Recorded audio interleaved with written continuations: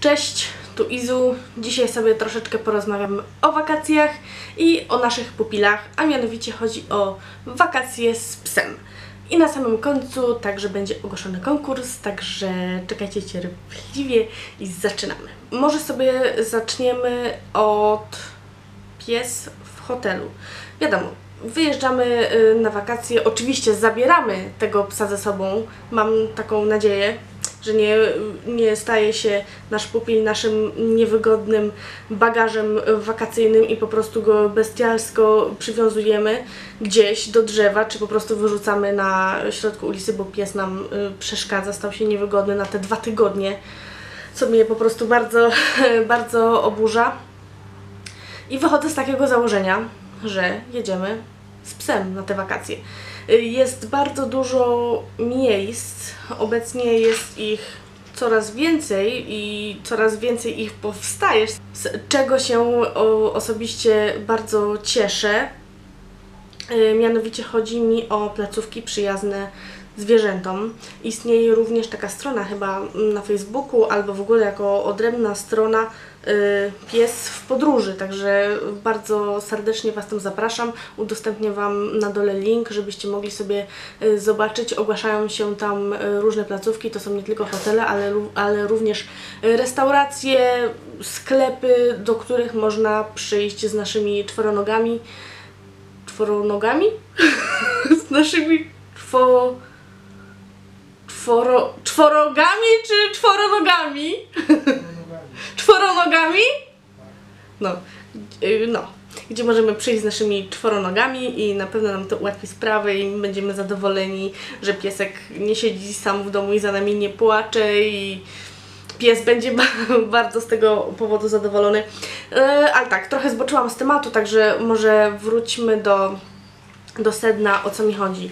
Jeżeli wyjeżdżamy na wakacje, czy jest to pole namiotowe, czy jest to hotel i zabieramy ze sobą psa, warto jest poinformować naszą przyszłą placówkę, gdzie będziemy przez okres wakacyjny mieszkać, jakich gabarytów jest nasz pies, bo istnieją takie miejsca, gdzie w niektórych placówkach przyjmują psy, powiedzmy, nie wiem, do jakichś tam wytycznych, gdzie na przykład w jednej placówce York jak najbardziej się sprawdzi, proszę przyjeżdżać, no a już taki powiedzmy Nowofundland, no to nie jest już mile widziany. Także warto poinformować personel hotelu, z jakim psem będą mieli do czynienia i czy w ogóle można go tam ze sobą zabrać. Z polami namiotowymi jest nieco łatwiej, ale też musimy pamiętać, że nie puszczamy psa samopas, że sobie tam biega wokół naszego namiotu i nie mamy na niego jakby za bardzo jakiegoś tam wpływu. Wiadomo, spotka się jeden pies z drugim, mogą sobie na przykład nie przypaść do gustu albo po prostu ten pies nam gdzieś ucieknie, no i tworzy się problem. Także pamiętajmy o tym, żeby ten pies jednak był zawsze przy nas, na smyczy, jak najdłuższej smyczy, jaką damy radę mu przypiąć, żeby on się znowu też nie czuł na uwięzi, żeby on sobie tam biegał luźno i trzeba cały czas mieć na niego oko. I jeszcze są takie miejsca, gdzie tolerują psy, ale już nie mówię tutaj o smyczy, bo smycz to jest podstawa, ale o kaganiec. Jeżeli nasz pies nie jest przyzwyczajony do kagańca, bo koło podwórka naszego czy w domu chodzi normalnie bez kagańca, należy niestety go nauczyć nosić ten kaganiec i sprawa będzie ułatwiona. I jeszcze Was bardzo proszę, nie porzucajcie swoich zwierząt byle gdzie, bo one na tym bardzo cierpią. No to jest straszne w ogóle, jak ludzie mogą... Zresztą w ogóle na internecie tego lata bardzo dużo obrazków widzę tego typu. Pies wyjechał na wakacje i jest człowiek przywiązany do drzewa z buzią zaklejoną. To jest bardzo dobra antyreklama. W ogóle za to można, nie wiem, można czy nie można? Napiszcie mi, czy to jest karalne w ogóle, bo w tym temacie się akurat nie interesuję. Ale przechodzimy dalej. Omówimy sobie teraz tereny górskie, leśne i nadmorskie, a mianowicie plaża. Są plaże w Polsce, gdzie jest zakaz wprowadzenia czworonogów. Są plaże w Polsce, gdzie tolerują obecność zwierząt pod warunkami właśnie kaganiec, smycz i trzeba tego psa cały czas pilnować. Jeżeli pies jest spokojny, to raczej to nie ma problemów, ale jeżeli wolimy, żeby sobie poszaleć z naszym pieskiem na plaży czy też w wodzie, to są takie plaże, które udostępniają przebywanie czworonogów na plaży w godzinach od 7 wieczorem do 7 rano. Wiadomo, później to też są turyści, ale takie miejsca są moim zdaniem bardzo, bardzo wygodne i można je bez problemu obczaić, sprawdzić, czy nam to odpowiada, czy nie.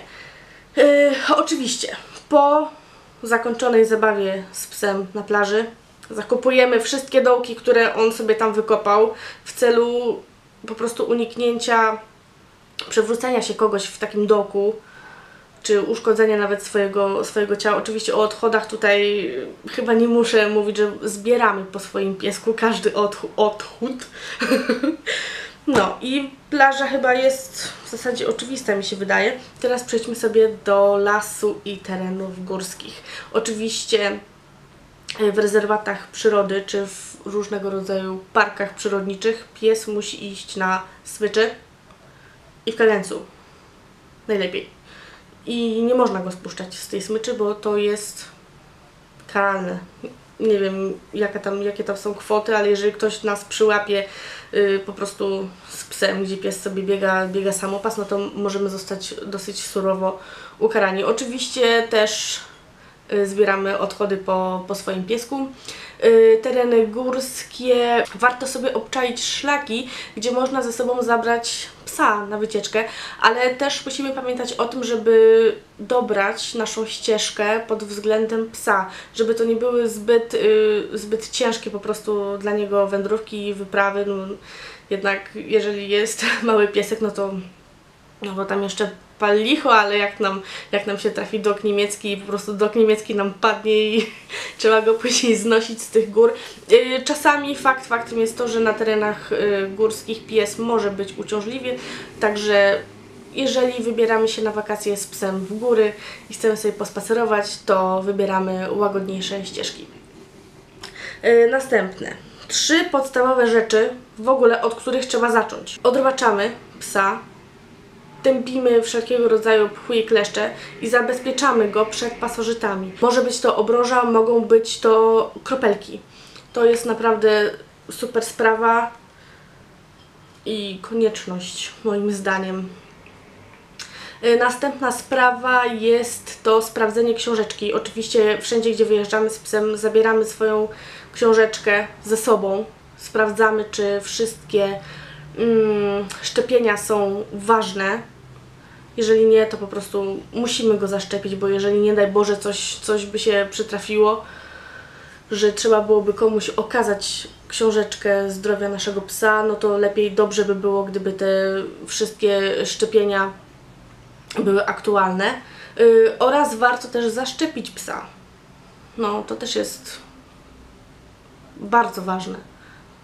W żaden sposób nie robimy psu krzywdy, a przynajmniej mamy pewność, że jeżeli gdzieś się zgubi albo cokolwiek złego by się miało stać, no to mamy łatwiejsze szanse na to, że nasz piesek się po prostu znajdzie.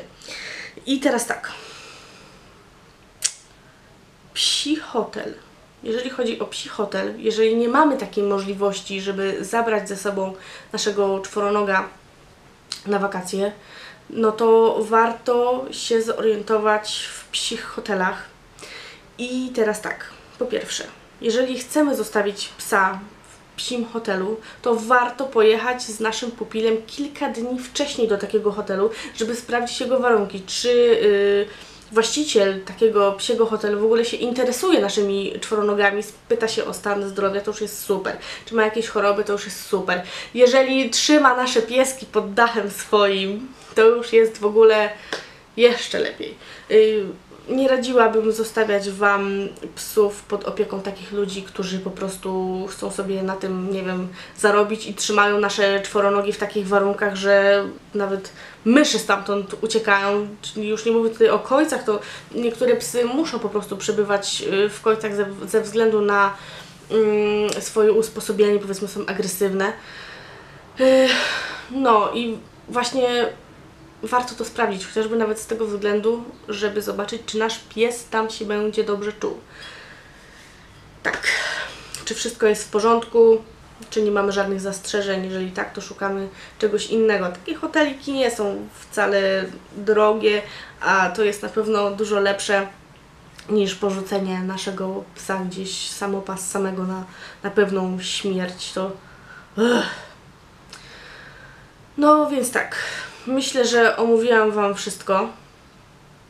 Jeżeli nie, to coś napiszę jeszcze w opisie. Chociaż nie wiem, to wyjdzie w praniu. Także zerknijcie w opis, po prostu Wam jak najprościej powiem.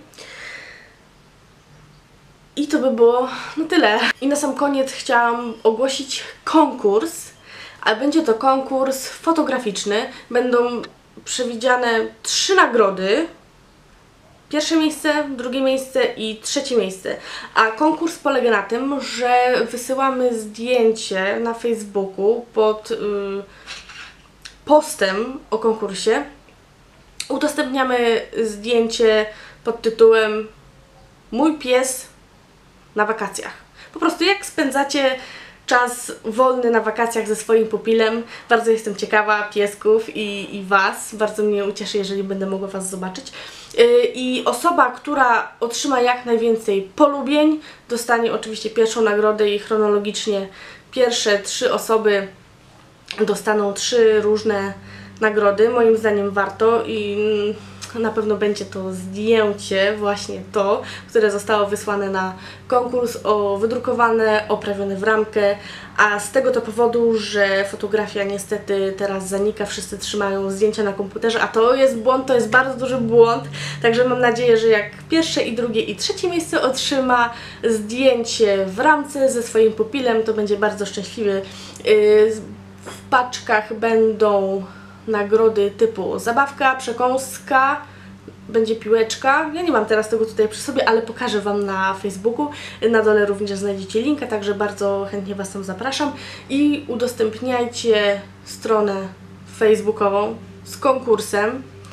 Lajkujcie, komentujcie, wysyłajcie zdjęcia i konkurs będzie trwał od dzisiejszej daty równe 2 tygodnie. Wszystko dokładnie opisane będziecie mieli również w opisie i na Facebooku. Także dosyć tego chaosu dzisiejszego i trzymam za Was kciuki. Bierzcie udział w konkursie, bo mi się wydaje, że naprawdę warto. Nagrody są porządne. Na pewno psiak się każdy ucieszy z takiej nagrody. I do zobaczenia w ogłoszeniu wyników.